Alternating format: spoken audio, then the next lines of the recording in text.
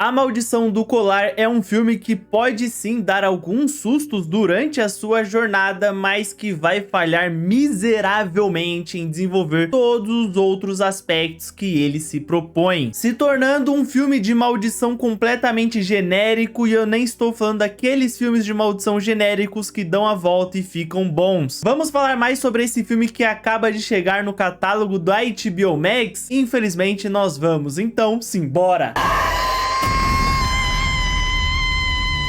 O filme se passa na década de 60, no qual nós temos o marido Frank e a esposa dele, a Lara, que estão meio brigados porque a mulher quer voltar a trabalhar. Para fazer as pazes, né, ou para tentar fazer as pazes, ele vai dar um colar que ele achou ali em uma sala de provas da delegacia onde ele trabalha como policial. E assim, eu acho que essa é uma das piores ideias que eu já vi na minha vida. É então que coisas macabras começam a acontecer com as duas filhas de Lara, Ellen e Judith. Logo no início do filme a gente vai ter uma cena de introdução no qual nós vemos uma mulher que está em trabalho de parto ali, sofrendo bastante, e ela está utilizando este colar. Logo em seguida a isso, né, nós vamos ter um salto temporal de 30 anos no futuro, e aí a gente vai para a década de 60. O colar parece guardar um segredo obscuro e trazer o mal com ele. E isso vai ser basicamente o mistério que vai cercar todo esse filme, né, tentar descobrir o que tem neste colar e também tentar entender o que aconteceu naquela noite do crime que o fez parar na sala de provas da delegacia. Ele vai conseguir dar algumas assustadas ali no começo do filme quando esse colar encontra essa família, né? Nós vamos ter algumas cenas ali que podem causar um cagaço ali em todo mundo, né? Pelo menos causou em mim. Mas ao longo do filme ele meio que vai perdendo também isso, né? Que eu devo dizer que era a coisa que eu mais estava achando interessante. Na verdade, a única coisa que eu achei interessante nesse filme,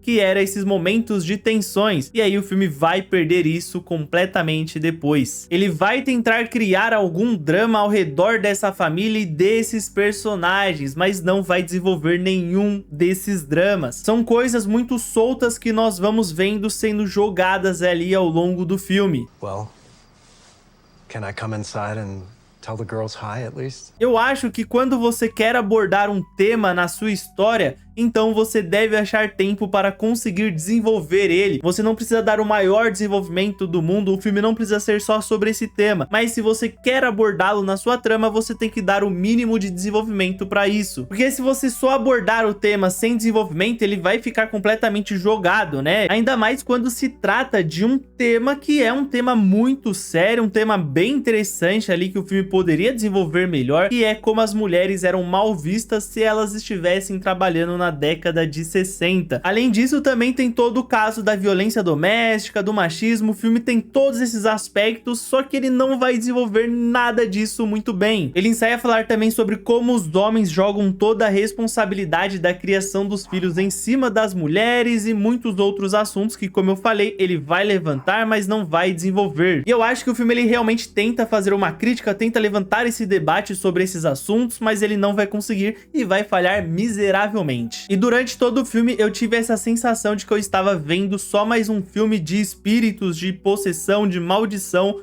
como tantos outros filmes desse estilo dos Estados Unidos. E ser genérico não é bem um problema, né? Muitos filmes pegam coisas genéricas e conseguem trabalhar muito bem em cima disso. Porém, como eu venho falando durante todo o filme, até essa parte genérica o filme ele não vai conseguir trabalhar bem. A direção que começou bem ali durante o começo, né? Fazendo ali momentos de tensões, fazendo momentos ali de sustos bem interessantes, logo com 30 minutos já vai pro piloto automático fazendo qualquer coisa. Nada parece interessante quando é posto em tela nesse filme. Até mesmo esse debate, que é um debate muito da hora, um debate muito interessante, que poderia levantar grandes debates realmente sobre como as mulheres são mal vistas quando elas vão para o mercado de trabalho, ou como elas ficam bastante sobrecarregadas, não é interessante nesse filme. Mas aí vocês me perguntam, pelo menos o mistério do colar e tudo que ronda ele é bom? E eu sinto em dizer que não é. O filme ensaia fazer algumas coisas diferentes, mas no final das contas, apesar de ter uma ou outra reviravolta, ele vai fazer o que todo filme de maldição dos Estados Unidos faz, e nem faz faz bem, viu? No caso desse filme aqui, porque tem muitos outros filmes que fazem, né? Mas o que é que ele não faz bem nessa parte da maldição? O que é? Calma que eu vou falar pra vocês, porque agora eu irei entrar na zona de spoilers pra conseguir abordar mais sobre a história desse filme e contar pra vocês porque eu me irritei completamente. Então se ajeitem aí na cadeira novamente, que eu sei que vocês já escorregaram,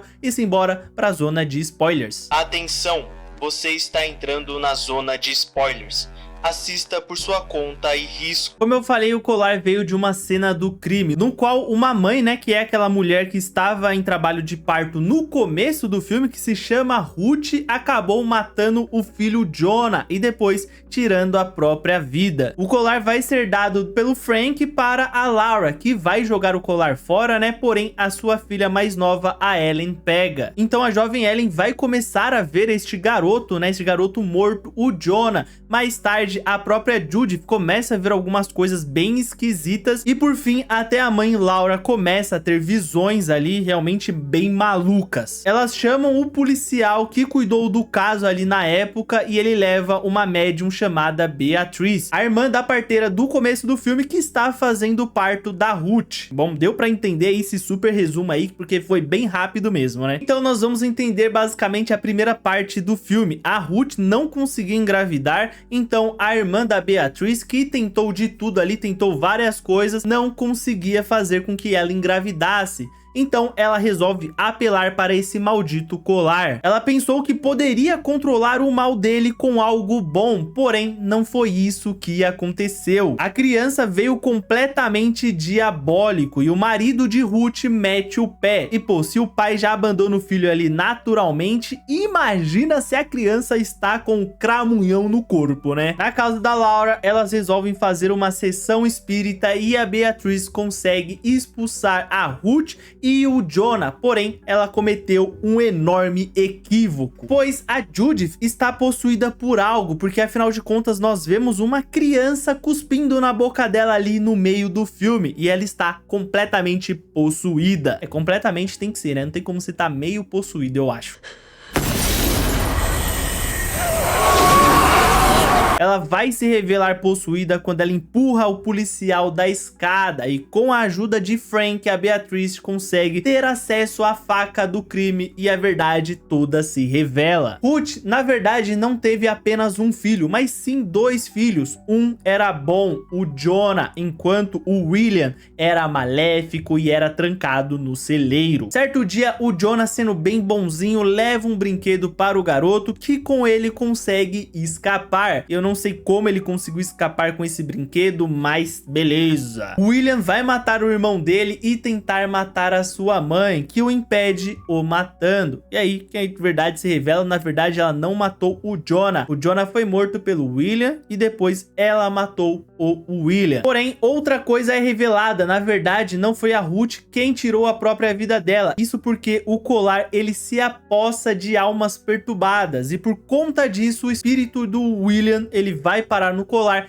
que faz com que a mãe dele morra, né? O colar ali, o espírito do William mata a mãe dele. Nessa parte do filme eu já estava completamente desacreditado, porque toda essa construção é uma completa bagunça. Não é bagunçado assim no sentido de você não entender nada, mas isso é mal feito, sabe? Quando as coisas parecem ter sido feitas de maneira porca, de maneira corrida, de qualquer jeito. Esse filme ele tem muito disso, parece um trabalho de escola, e nem um trabalho bom aí, porque meus trabalhos de escola eram sensacionais. E tudo bem, o filme ele ainda tem essa reviravolta de ter uma segunda criança, que é algo que já no início a gente consegue ali deduzir, a gente consegue ter uma pista ali um pouco maior, porque enquanto está no trabalho de parto, a Ruth, né, depois de ter conseguido parir o seu primeiro filho, que era o Jonah, ela continua dizendo que tem algo dentro dela ali, né, tem algo queimando dentro dela, né, mas beleza, esse plot twist aí ainda funciona. Como eu não estava tão entretido nesse filme, eu não estava comprando tanto a ideia dele, eu realmente me surpreendi bastante com esse plot twist, porque afinal de contas eu nem queria pensar muito nele. Elas vão tentar fazer um exorcismo ali no local onde teve todas aquelas mortes do primeiro crime, só que a Judith consegue matar o pai dela, né? A Judith possuída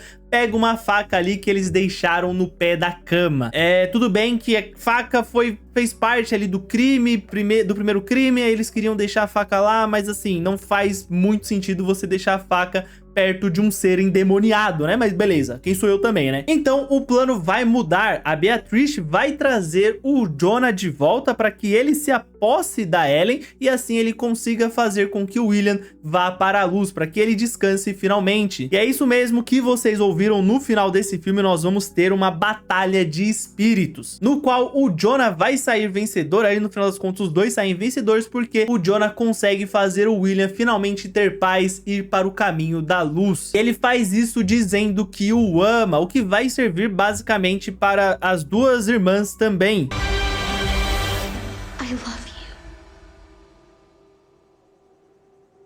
E eu digo isso porque durante a trama nos é jogado ali um momento em que a Laura diz para Judith que ela e a irmã dela eram muito próximas e com o tempo elas foram se distanciando e que a irmã dela mais nova sente falta dela, ou no caso a outra sente falta de uma outra, não me recordo agora. E aí nós vamos ter um flashback das duas brincando e pô, com toda certeza você conseguiria fazer algo melhor com isso, viu? Você conseguiria fazer uma cena menos vergonha alheia do que essa cena ali que elas estão brincando, porque no final dos contos parece que elas estão fingindo que elas estão brincando. Elas estão fingindo que elas estão atuando, mas estão atuando bem mal, mas enfim, né? E é isso que eu falo, né? O filme ele joga algumas coisas na trama e vai empilhando uma em cima da outra, mas nunca vai desenvolver essas coisas muito bem. Ele nunca se preocupa em criar algo sólido, ele só joga na trama e deixa lá e tá bom, deixa lá, tá de boa, deixa lá de qualquer jeito. E assim, tudo bem, fazer toda essa maçaroca de coisa, toda essa parada ruim, não teria tanto problema, desde que a parte de terror fosse boa. Eu conseguiria relevar se pelo menos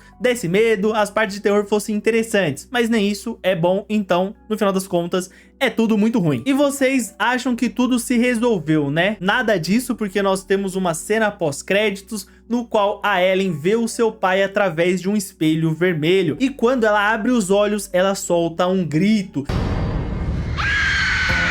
Será que nós teremos a Maldição do Colar 2? Fica o questionamento aí, eu não sei se vai ter não, porque a nota desse filme é bem baixa, viu? E assim, pra mim esse filme ele tinha cheiro de genérico, mas eu achei que ele ainda conseguiria me assustar em alguns momentos. Como eu disse, ali no começo do filme ele até consegue, mas depois de uns 30 minutos ele já perde isso também. Eu não gosto muito de falar de atuações de crianças, né? Porque eu acho que eles estão se desenvolvendo ainda na atuação, eles estão pegando bagagem, eles ainda estão aprendendo, né? Mas eu tenho que mencionar, eu tenho que dizer que a Violet McGraw está bem fraca nesse filme. Fora que a caracterização dela não ajuda em nada. Ela fica parecendo muito a Chiquinha durante todo esse filme, pô. É claramente uma garota de 12 ou 13 anos tentando interpretar uma garota, sei lá, de 8 ou 9. Pelo menos é o que pareceu pra mim. Parece que essa personagem é muito infantilizada, ainda mais infantilizada. Muito também por conta da caracterização dela, que realmente fica parecendo que eu estou assistindo Chaves o filme inteiro. Esse filme tem muito o que aprender com Salve Rosa, que é um filme de terror brasileiro que tá nos cinemas aí, eu já fiz até vídeo sobre ele. Nós temos uma caracterização muito boa ali da Clara Castanho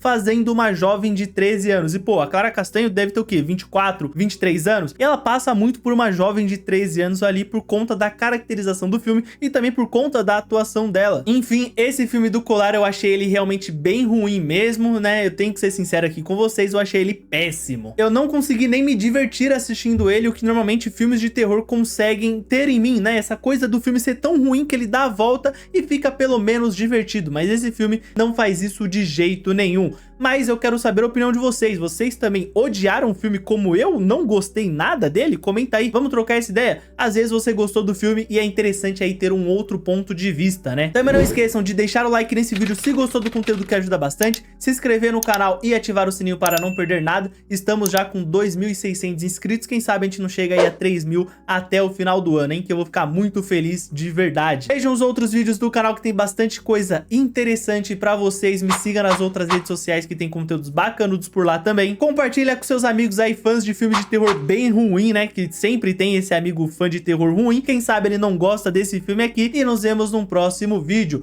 Muito obrigado e até mais!